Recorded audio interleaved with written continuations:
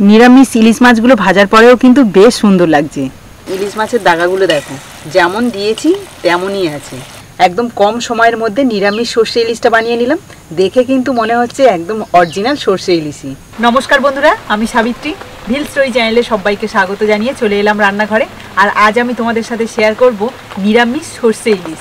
নামটা শুনে নিশ্চয়ই অবাক হচ্ছ, ইলিশ আবার নিরামিষ হয় নাকি? একদমই তাই। এই নিরামিষ সর্ষে ইলিশটা কীভাবে বানাচ্ছি সেটা জানতে হলে তো অবশ্যই শুরু থেকে শেষ অবধি ভিডিওটা দেখতে হবে। তো চলো শুরু করা যাক। নিরামিষ সর্ষে ইলিশটা বানানোর জন্য আমি এখানে কিন্তু পাঁপড় নিয়েছি। পাঁপড় দিয়েই কিন্তু সর্ষে ইলিশটা বানাবো। প্রথমে এই পাঁপড়গুলোকে গুঁড়ো করে নেব, তার জন্য একটা মিক্সি জার নিয়েছি। পাঁপড়গুলোকে এইভাবে দু হাত দিয়ে কেটে একটু ছোট ছোট টুকরো করে এই মিক্সি জারের মধ্যে দিয়ে দেব। এবার এটাকে ঢাকনা দিয়ে মিক্সি করে নেব। পাঁপড়টাকে খুব ভালোভাবে গুঁড়ো করে নিলাম। এবার একটা বড় পাত্রের মধ্যে ঢেলে নিচ্ছি। এবার এর মধ্যে কিছু উপকরণ মেশাবো। তার মধ্যে এখানে দেখো দুটো ছোট সাইজের আলু আগে থেকে আমি সিদ্ধ করে রেখেছিলাম, সেই দুটো দিয়ে দিচ্ছি। তোমরা চাইলে গ্রেট করেও দিতে পারো, আমি নর্মাল সিদ্ধ করেই দিয়ে দিয়েছি। গ্রেট করা হাফ চামচ আদা। পাঁপড় তো এমনি একটু নোনা থাকে, সেই জন্য আমি কিন্তু এখানে খুব কম পরিমাণে নুন দিচ্ছি। মানে যেহেতু আলু দিয়েছি সেই পরিমাপেই নুনটা দিলাম। হাফ চামচের একটু কম লঙ্কার গুঁড়ো, অল্প একটু হলুদ গুঁড়ো, অল্প একটু গরম মশলার গুঁড়ো। এটা অপশনাল, তবে এটা দিলে ভালো লাগবে সেই জন্য দিচ্ছি। এবার আমি সব কিছু ভালো করে মিশিয়ে নেব। প্রথমে আলুগুলোকে এইভাবে আমি ম্যাশ করে নিই।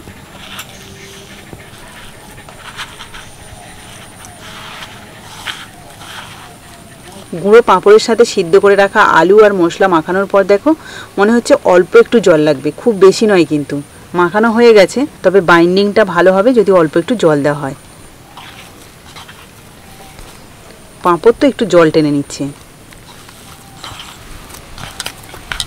একদম অল্প একটু জল দিলাম, আর মাখাটা দেখো একদম ঠিকঠাকই হয়েছে। এবার এটাকে ইলিশ মাছের শেপ দেব। এই যে অল্প করে নিলাম। এবার হাত দিয়ে এটাকে প্রথমে একটুখানি গোল করে, তারপরে দু হাতে এটাকে নিয়ে চ্যাপটা করে নেব। এই দেখো, দুটো আঙুলের সাহায্যে যেমন ইলিশ মাছের দাগা হয় ঠিক তেমনভাবেই শেপ দেব। এই রান্নাতে ইলিশ মাছের শেপ দেওয়াটাই যা একটু সময় লাগে, তাছাড়া কিন্তু রান্না করতে একদমই সময় লাগে না। আর একটু চ্যাপটা করব, কারণ খুব মোটা দাগা তো ভালো লাগবে না। একটু আঙুল দিয়ে দিয়ে চ্যাপটা করে নিচ্ছি, আর এই দিকটা একটু সরু করে নিচ্ছি। এই দেখো। এবার তোমরা চাইলে আঙুল দিয়েও মাঝখানটা ফাঁকা করতে পারো, তবে আমি আঙুল দিয়ে ফাঁকা করব না। একটা ছুরি নিয়েছি, ছুরির সাহায্যে এই জায়গাটা একটু কেটে নেব। ইলিশ মাছের এই জায়গাটা অনেকটাই কাটা থাকে।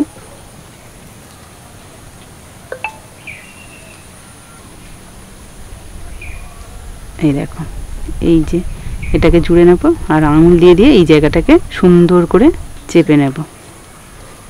পুরো একটা ইলিশ মাছের দাগা মনে হচ্ছে না? তোমরা অবশ্যই কমেন্ট করে জানিও কেমন লাগছে। তো চলো সবগুলো আমি একইভাবে রেডি করে নিই।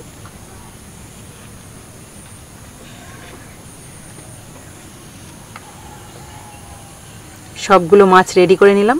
এবার এই ইলিশ মাছের দাগাগুলো দিয়ে সর্ষে ইলিশ বানানোর জন্য আমি সর্ষেটাকে রেডি করে নেব।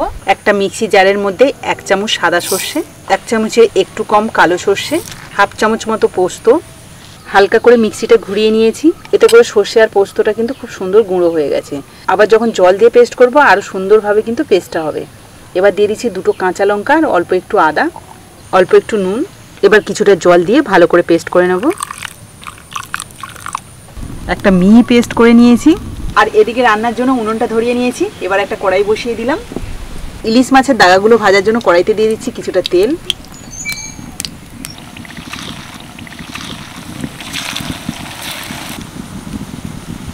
এই মাছগুলো ভাজতে কিন্তু বেশি সময় লাগছে না, এক পিঠ হালকা ভাজা হয়ে গেছে। এবার আমি সবগুলো উল্টে দেব।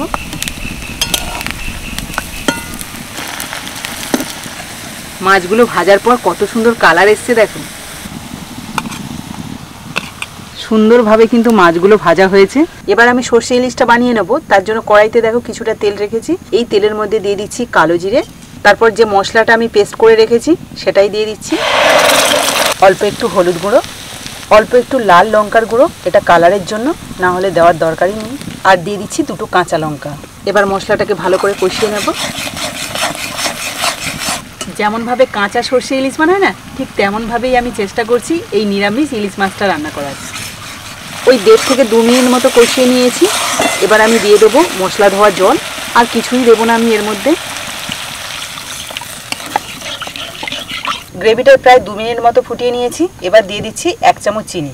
যেহেতু নিরামিষ সর্ষে ইলিশ রান্না করছি সেই জন্য কিন্তু চিনিটা দেওয়া। গ্রেভির পরিমাপ অনুযায়ী দিয়ে দিচ্ছি অল্প একটু নুন। এবার আমি দিয়ে দেবো ভেজে রাখা ইলিশের দাগা।